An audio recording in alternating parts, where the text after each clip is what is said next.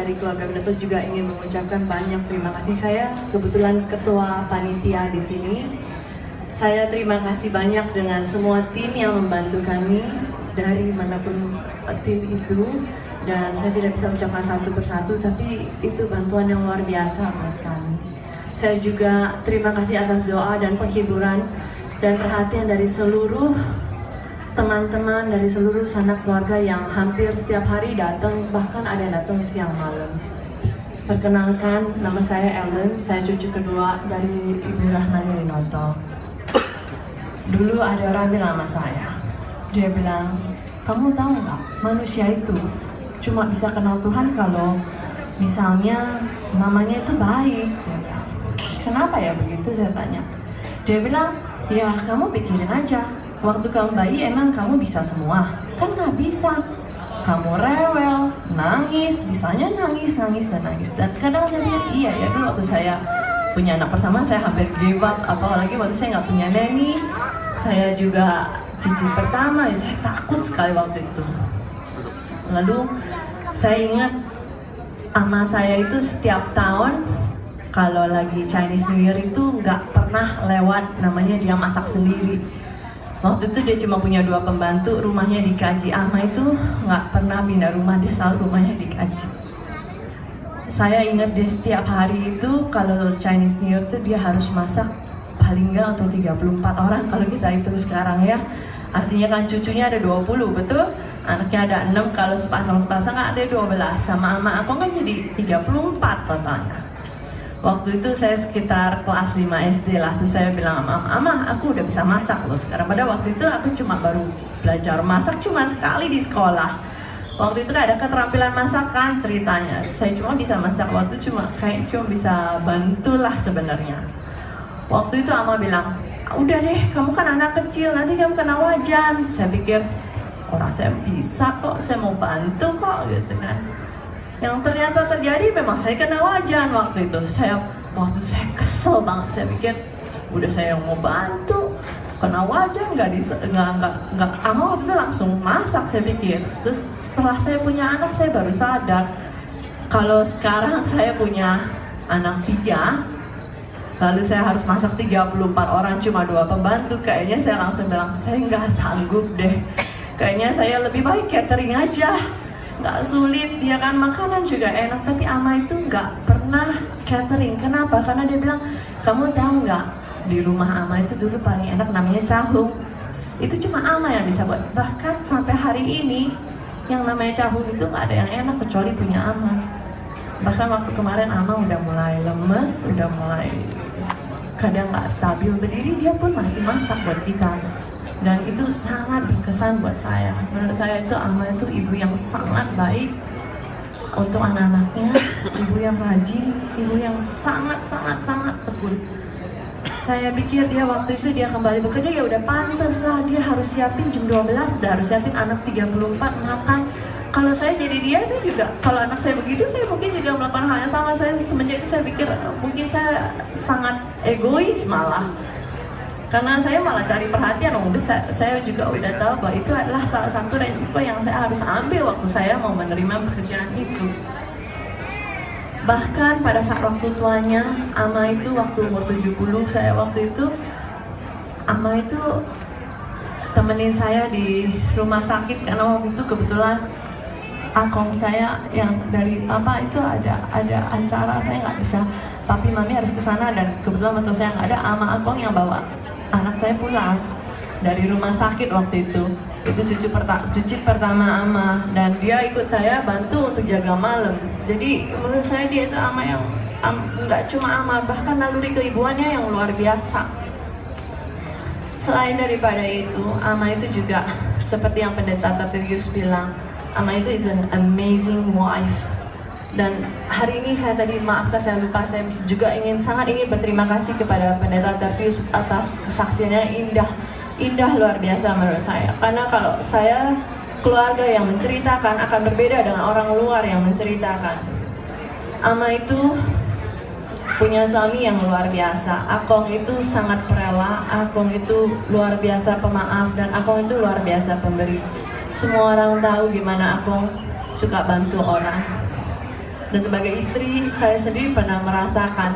Kadang saya bilang, ya saya kepingin punya itu gitu. Saya kepingin rumah yang lebih besar, atau saya kepingin saya kalau kita sebagai istri kadang kita punya keinginan gitu ya. Tapi sebagai seorang istri yang terus selalu bisa menemani Akong gitu, yang selalu udahlah ya, saya kepingin bantu dia, saya kepingin bantu ini, saya kepingin bangun sekolah di Hanjiang, saya kepingin itu adalah sesuatu yang tidak mudah menurut saya. Bagaimana seorang istri harus terus menerus mendukung suaminya. Tapi sebenarnya di luar daripada itu, kemarin Ayunita menantu dari Ama, dia cerita sama saya. Dia bilang, Ellen, kamu coba cerita deh, kamu coba sharing. Dia bilang, dulu ya papanya Aing, saya panggil Ayunita tuh Aing, dia bilang papanya Aing itu dulu selalu bilang sama Aing sebelum dia menjadi menantu atau bahkan sebelum pacaran, Ama itu ama yang luar biasa cantiknya katanya. Dulu papanya Aing itu dulu temenan sama Akong dari kecil katanya, bahkan even sebelum mereka menikah. Dia bilang dulu dia diajak sama Akong untuk cari pacar katanya ke China katanya. Terus dia selalu bilang sama Aing bahwa kamu lihat deh, itu itu istrinya cantik sekali. Tapi sebenarnya di luar dari cantiknya, dari rupanya, ternyata dia itu lebih daripada itu. Cantiknya dia itu luar dalam. Beberapa cucunya kemarin juga kesaksian bagaimana Ama itu selalu mengalah. Dia nggak pernah, dia selalu memberi duluan kepada cucunya, bahkan terhadap cucunya. Jadi menurut saya itu adalah suatu, Ama itu benar-benar cantik luar dalam. Selain dari itu, apalagi ini untuk yang kita yang sudah berkeluarga.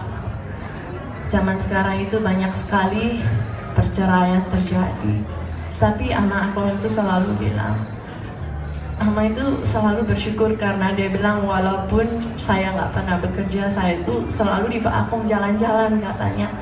Dia bilang hidup tuh selalu berdua, walaupun dalam keluarga selalu ada perbedaan pendapat, itu udah pasti dia bilang. Tapi dia itu nggak pernah sanggup untuk berpisah. Bahkan waktu-waktu Akong udah mulai sakit tua, mulai harus diurusin, dia nggak pernah sekalipun dia komplain atau dia keberatan, dia bilang. Yang lucunya, saya pernah sekali diajak Ama bilang, Ellen, tolong dong sebentar ajakin Akong jalan-jalan katanya. Saya tanya, jalan-jalan kemana? Dia bilang putar aja kompleks. Akong waktu itu udah agak lupa. Jadi saya pikir ya udah, aku ajak, aku bilang. Waktu masuk ke mobil, udah masuk Ama, aku tanya, Ama mau ikut nggak? Bilang. Akong bilang, Ama duduk sebentar ya di dalam.